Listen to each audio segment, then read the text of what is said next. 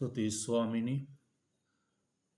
වහන්සේගේ කරුණාව අදත් ඔබ වහන්සේ අප තුළ ඔබ වහන්සේගේ ජීවනය තබා තිබෙනවා. ස්වාමිනි මේ දැසන කාලෙත් නැවතත් ඔබ වහන්සේගේ ජීවමාන වචනය තුළ සන්නද්ධ වන්නට අපගේ ආත්මය ප්‍රාණය ශරීරය වහන්සේ ස්පර්ශ කරමින් ආශිර්වාද කළ මැනව යේසුස් වහන්සේගේ සුදනාමයෙන්ය. ආමේන්. හරි අපි ඊයේ බැලුවා අනනියස් සහ සප්පිරා ගැන නේද? ඉතින් මේ අනනියස් සහ සප්පිරාගේ කතාව මුළු සභාවටම විශාල භීතියක් ගෙනාවා. පස්වන පරිච්ඡේදයේ 11 වන පදයේ බැලුවොත් එතන කියනවා මුළු සභාවට මේ දේ ඇසූ සියල්ලන්ටද මහත් බයක් පැමුණේ. මම හිතන්නේ කුළුඳුල් සභාවක් වශයෙන් නිවැරදි විය යුතු පළමු කාරණාව ශුද්ධාත්මයන් වහන්සේ තාමත් අලංකාර ලෙස නිවැරදි කළා. නේද? එදා ඔවුන් ඒ දේ ඒ විදිහට කරලා තිබුණා නම් එතනින් එහාටත් මේ කාරණාව දිගින් දිගට සභාව තුළ සිදුවෙන්නට ඉඩ තිබුණා. right? අනික තමයි ප්‍රේතයන් කාටවත් කිව්වේ නෑ ඕගොල්ලෝ ළඟ තියෙන මිල මුදල් අරන් එන්න, ඕගොල්ලන්ගේ දේපොළ විකුණලා අරන් එන්න. ඒගොල්ලෝ එහෙම ඉල්ලීමක් කරේ නැහැ. මේක කැමැත්තෙන් කරපු දෙයක්. හරි එක මිනිස්සෙක් මේක ආරම්භය දුන්නා. අපි දකිනවා බර්නබාස් කියන මිනිසයා ඒකේ ආරම්භය දුන්නා. අනිත් අයත් ඒ විදිහට මේක කළා. එතකොට මේ අනනියස් සප්පිරා සම්බන්ධව ගත්තොත් ඒගොල්ලන්ගේ දේපොළ විකුණන්න ඕනේ කියන නියමයක් තිබුණේ නැහැ. ඒගොල්ලන්ගේ සිතින් ඒගොල්ලන් ඒක තීරණය කළා. තීරණය කරලා නමුත් ඒක පසු ඒගොල්ලන් ඒක වෙනස් කරලා ඒ වෙනස් කිරීමට ඔවුන් පවුලක් වශයෙන් ස්වාමි පුරුෂයා භාර්යාව වශයෙන් ඔවුන් එකඟ වෙලා නේද? පුරුෂයා පළමුවෙන්ම ආවා. ඊට පස්සේ භාර්යාව ආවා. නමුත් දෙන්නම එකම දේ පේත්‍රස් ඉදිරියේ ප්‍රකාශ කළා. නමුත් ඔවුන් දැනගෙන සිටියේ නැහැ මේ Taman මේ බොරුව කරන්නේ ශුද්ධාත්මයන් වහන්සේට කියලා. නමුත් එතනදී සියලු සභාවට මේ කාරණාව ලොකු භීතියක් ඇති කරන්නට හේතුවක් වුණා. නමුත් ඒකෙන් සභාව නැවතුනේ නැහැ. සභාව තවත් ධෛර්යමත් වුණා. තවත් ශක්තිමත් ලෙස සභාව ගොඩ නැගුණා. නේද? අපි එතනින් එහාට බැලුවොත් 12 වන පදයේ කියනවා තවද ප්‍රේතයන්ගේ අත්වලින් බොහෝ හාස්කම්ද පුදුමද සෙනග අතරේ කරන ලද්දේ. ඔවුන් සියල්ලෝම එක්සිත්ව සාලමුන්ගේ ద్వාර මණ්ඩපයෙහි සිටියෝය. right? අනික් අයගෙන් කිසිවෙකු ඔවුන් සමග එකතු වෙන්නට ධෛර්යය නොතිබුණේ. නමුත් පිටස්තරයින්ට මේගොල්ලන් සමග එකතු වෙන්නට තරම් ධෛර්යයක් තිබුණේ නැහැ. මොකද එච්චර මේගොල්ලන් විශාල බැඳීමකින් ආදරයෙන් කරුණාවෙන් භක්තියෙන් අර දෙවියන් වහන්සේ කෙරෙහි තිබෙනා වූ සෙනෙහස ඔවුන් තම දැඩි ලෙස ලෝකයට ප්‍රකාශ කළා. නේද? ලෝකයේ සමහර මිනිස්සු මේගොල්ලන් දිහා බලනකොට මේගොල්ලන් වර්ණනා කළා. නමුත් ඒගොල්ලන්ට එකතු වෙන්න ඒගොල්ලන්ගේ ධෛර්යයක් තිබුණේ නැහැ නේද? ඒක හිමම කියවිලා තියෙනවා නේද? ඔවුන් සමග එකතු වෙන්න ධෛර්යය නොතිබුණේ. හැබැයි එසේ වී නමුත් සෙනග ඔවුන් වර්ණනා කළෝය. අදත් අපි දන්නවා සමහර මිනිස්යන් සභාවට දරුවන් එක්ක ගිහිල්ලා උන්වහන්සේ නමස්කාර කරන්න යේසුස් වහන්සේ පිළිගන්න කැමැත්තක් නැහැ. නමුත් ඒගොල්ලන් ගැන හොඳ ආකල්පයක් තියෙනවා. ඒගොල්ලන් බොහෝ දුරට සමාජය තුළ සාමකාමීව ජීවත් වෙන මිනිසයන් කියන පිළිගැනීම තියෙනවා. දැන් අපිත් බලන්නකෝ. දැන් අර මිනිසයා පාරේ ඉඳන් කෑ ගැහුවයි කියලා මට ගිහිල්ලා ඒ මිනිසයාගේ කෑ ගන්න පුළුවන්ද? බෑ. නේද? ඒ මිනිසයා තුළ තියෙන ලෞකික ස්වභාවය එහෙම. නේද? නමුත් අපිට ගිහිල්ලා එහෙම අර පාරේ ඉඳලා රණ්ඩු කරන්න, දබර කරන්න, කියව ගන්න ඒක අපිට කරන්න බෑ. නේද? නමුත් අපි දෙවියන් වහන්සේ තුළ අපේ සෑම කාරණාවකදීම අපි කරන එකම දේ තමයි ගෙදරට ඇවිල්ලා උන්වහන්සේගේ පාද පාමුල දරනමන එක. එච්චර අපිට කරන්න පුළුවන්. පිළිතුර අපිට අනිවාර්යෙන්ම ලැබෙනවා. නේද? ඊට පස්සේ බලන්න 14 වන පදයේ කියනවා අදහා ගන්නන් වන පුරුෂයන්ගේද ස්ත්‍රීන්ගේද මහත් සමූහයක් වැඩි වැඩියෙන් ස්වාමීන් වහන්සේට එකතු කරන ලද්දේ. තව ස්වාමින් වහන්සේව විශ්වාස කරපු අය ඒ ආශිර්වාදයට තව එකතු වුණා. මං හිතන්නේ ඊට පස්සේ ගණනයක් වශයෙන් කියලා නැහැ. නමුත් දිගින් දිගට සභාවට සෙනග එකතු වුණා. නේද? අපි මේ වෙනකොට අපිට ගණනින් දන්නවා ඉස්ලාම් 3000 ඊට පස්සේ 5000යි. නමුත් ඒ 3000 5000 කෙසේ වෙතත් ඒකට තව සෙනග එකතු වෙන්න පටන් ගත්තා. නේද? ඊට පස්සේ තමයි ලස්සනම දේ තියෙන්නේ. බලන්න එයින් පේත්‍රස් එන විට ඔහුගේ සෙවණැල්ල පවණක්වත් යම් රෝගියෙකු පිට වැටෙන පිණිස ඔවුන් පිටතට වීදිවලට ගෙනවිත් ඇඳන්වල යහන්වලද තැබුවෝය. දැන් මේක ඇවිල්ලා ඇත්තටම අහඹු සිදුවීමක්. මොකද මිනිසුන්ට පේත්‍රස් ළඟට ළඟා වෙන්න බැරි තරමට සෙනග. ඒ නිසා සෙනග හිතුවා අපිට පේත්‍රස් ඇවිල්ලා යාඥා කරන්න ඕනේ නැහැ. එයා යන ගමන් එයාගේ සෙවණැල්ල වැදුනත් ස්වාමීන් වහන්සේගේ බලය අත්දකින්න පුළුවන් කියන තරමට මිනිසුන් තුළ විශ්වාසය ගොඩනැගුණා. අද මේක සභාවවල ප්‍රැක්ටිස් කරනවා. අද සභාව තුළ මේක මොනවද කරන්නේ? මේක ප්‍රැක්ටිස් කරනවා. ගෙනල්ලා මගේ හෙවණැල්ල ළඟින් තියන්න කියලා මෙයාගේ හෙවණැල්ල වදින්න යනවා අයට. මේක ඒගොල්ලන් Tamanට තියරියක් කරගෙන. මම දන්නේ නැහැ කියලා මට මම මේවා විචනය කරන්න යන්නේ නැහැ. සමහර අය කරනවා මම දැකලා තියෙනවා. අවශ්‍ය නැහැ. එහෙම අවශ්‍යතාවයක් නැහැ. එහෙම පේත්‍රස් ගිහිල්ලා අංකෝ ගේන්න ඔක්කොමල්ලා ගෙනල්ලා මම යනකොට මගේ හෙවණැල්ල වදින්න තියන්න කියලා කිව්වද? නෑ. සෙනග තුල ඒ භක්ති ප්‍රබෝධය ඇති වුණා. යම් වෙලාවක සෙනග වැඩි වෙලා ගිහිල්ලා යාඥා කරගන්න බැරි අවස්ථාවකදී කවුරු හරි තීරණය කරොත් නෑ මම ගිහිල්ලා එතන යාගේ හෙවණැල්ල වදින්නවත් තියනවා. ඒක වෙනම කතාවක්. ඒක යා තුල තියෙන විශ්වාසය. නේද? නමුත් ඒක අපිට ප්‍රැක්ටිස් එකක් කරගන්න ස්වාමීන් වහන්සේ ඒක අපිට දුන්න නියමයක්වත් තීරියක්වත් නෙවෙයි. ඊට පස්සේ බලන්න යෙරුසලම අවට නුවරවලින් සමූහයෝ රෝගීන්ද අශුද්ධාත්මවලින්ද පීඩිතවන්ද ගෙන රැස් වූය.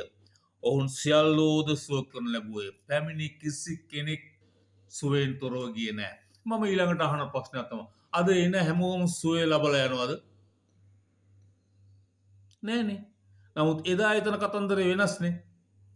ආපු හැම දෙනාම සුවය ලබලා ගියා.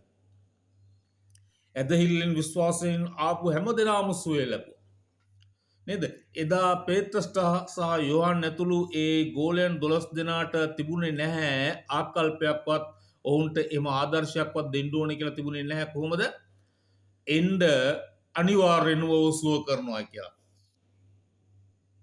උන්ට ආකල්පයක් තිබුණේ නැහැ. ඔවුන්ට තිබුණ එකම ආකල්පය තමයි නුඹලා කුරුසියේ එන ගැසුවා වූ යේසුස් වහන්සේ ක්‍රිස්තුස් වහන්සේ කියලා දේශනා කිරීම. ඒක තමයි කුරුසියේ ඒ දේශනාව ඉතාමත් බලයෙන් යුක්තව ඔවුන් මැදේ ක්‍රියා කළා. ඉතාමත් බලයෙන් යුක්තව ක්‍රියා කළා. ඒ නිසා ඒ දේශනාවට තමයි ඔවුන් පසුතැවිලි වුණේ. ඒ වචනයට තමයි ඔවුන් පසුතැවිලි වුණේ. පසුතැවිලි වුණ අය, ඒකට එකඟ වුණ අය, ඒක පිළිගත් අයට ඔවුන්ගේ ජීවිතවල හාස්කම් සිදු වුණා. නේද? ඒ නිසා පේත්‍රස් සහ යෝහන් කොහොමත් හාස්කම ප්‍රොමෝට් කරේ නැහැ. ඔවුන් ප්‍රොමෝට් කරපු එකම දේ තමයි යේසුස් ක්‍රිස්තුස් වහන්සේ සහ උන්වහන්සේගේ සුභාරංචි. නමුත් අද ප්‍රොමෝට් වෙන්නේ මොනවද? හාස්කම සහ සලකුණු. නේද? ඒක අනිත් පල්ලි පන්සල් කෝවිල් වලත් වෙනවා. අන්තිම කාලේ දේවචනය කියනවා රූප කතා කරයි කියලා. ඒ කාරණා අපි හිතුවා මොකද්ද මේ රූප කතා කරයි කියලා කියපුවම ඒ කොහොමද ඒක වෙන්නේ කියලා. දැන් මට මම මුල් අවදියේ දැන් මම ගැලවීම ලැබුවේ 70 දශකයේ.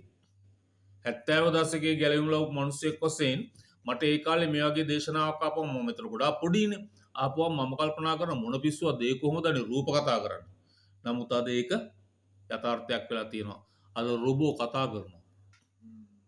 රූපයක් නේ එකක් පණ තියනවද නෑ ජීවයක් නෑ. අද කතා කරනවා.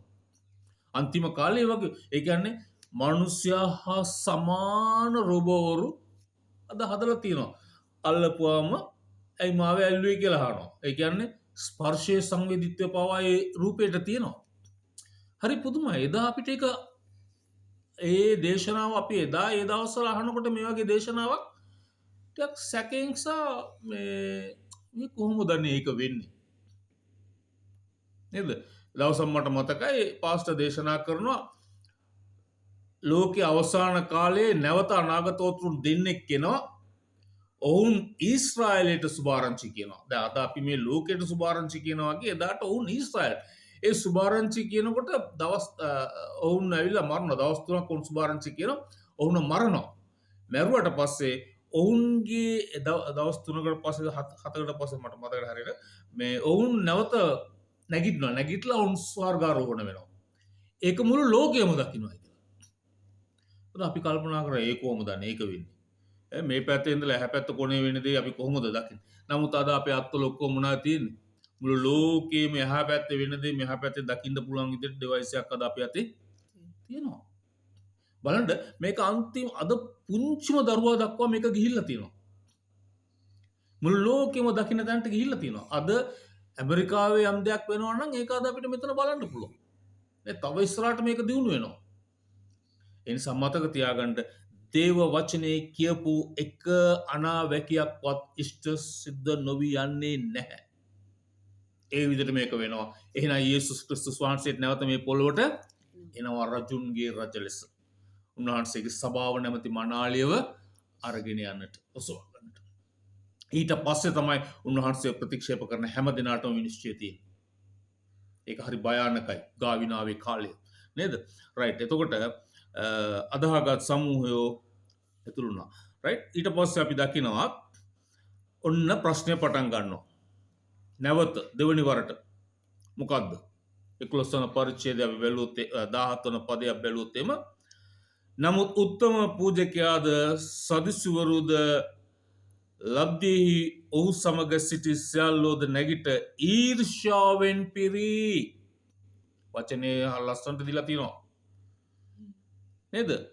රෝමානු කතෝලික සභාවෙන් හරි බෞද්ධයෙක් හරි හින්දු මිනිස්සෙක් හරි ඉස්ලාමික් මිනිස්සෙක් හරි යේසුස් ක්‍රිස්තුස් වහන්සේ තමයි සැබෑ වූ දෙවියන් වහන්සේ කියන පණිවිඩය අහලා ඔහුගේ හදවත තුළ ඒ සම්බන්ධව පැහැදීමක් ඇති වෙලා ඔහු මනස්ථාපය වෙලා ඔහු යේසුස් වහන්සේ පිළි අරගෙන ඔහු අලුත් මිනිසෙක් වෙනවා නම් ඔහුගේ ජීවිතය වෙනස් කර ගන්නවා නම් එතෙක් ඔහුගේ තිබුණ නරක ඒ ජීවිතයෙන් ඔහු යහපත් ජීවිතයට පරිවර්තනය වෙනවා නම් ඒ සැබෑ වෙනසට මිනිස්සු මොනවද කරන්න ඕනේ? ගෞරව කරන්න ඕනේ.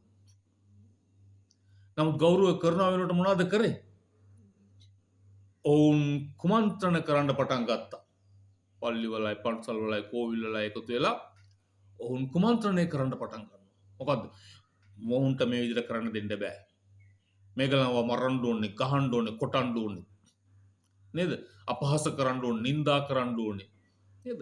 මම දන්නේ ඒ ධර්මයන් තුල ඒකද කියලා දීලා තියෙන්නේ කියලා මම දන්නේ නැහැ. හරි පුදුමයි. නේද? එතකොට මේගොල්ලෝ ඔක්කොම මොනවද කරේ? ඔන්න ඊර්ෂ්‍යාවෙන් පිරි ප්‍රේතයන් අල්ලා ප්‍රසිද්ධ හිරගී දැමුවෝය. ඒ කාලේ නම් ඒගොල්ලන්ට ඒක කරන්න බලය තිබුණා. ටක් ගාලා මොනවද කරේ? ඇල්ලුවා ගිහිල්ලා හිරගෙදර දැම්මා. නමුත් ස්වාමින් වහන්සේගේ දූතයන් රාත්‍රියේ හිරගී දොරවල් ඇර ඔවුන් පිටතට ගෙනවිත් නුඹලා ගොස් දේව මාලිගාවේ සිට මේ ජීවනය සම්බන්ධ සියලු වචන සෙනකට කතා කරපල්ලයි කිව්සේක. මේක ආරම්භයේ සුද්ධාත්මයන් වහන්සේත් නිකන් හිටියේ නෑ. සුද්ධාත්මයන් වහන්සේත් බලවත් ලෙස ක්‍රියා කරා. නේද? ඒ මනුෂ්‍යයන් හිරගී වල නිදර්ශන කළ ජීවනයේ වචන නුඹලා කියලා දේශනා කරපාලා. එළියට ඇරියා. හරි? බලන්න මොකද උනේ කියලා.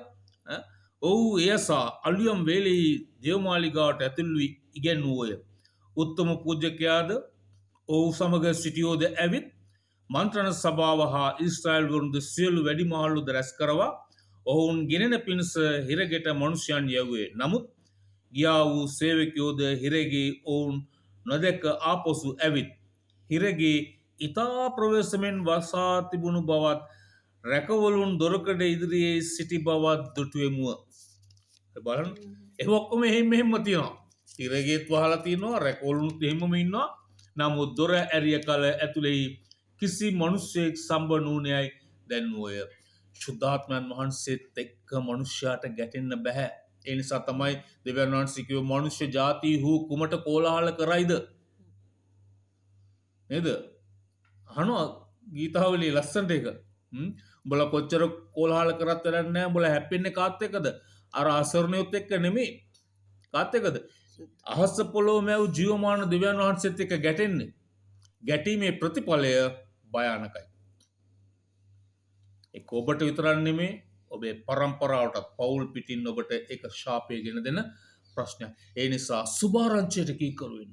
දේව වචනයට කීකරු වෙන්න. දෙවියන් වහන්සේට අවනත වෙන්න. උන්වහන්සේගේ වචනය පිළිගන්න.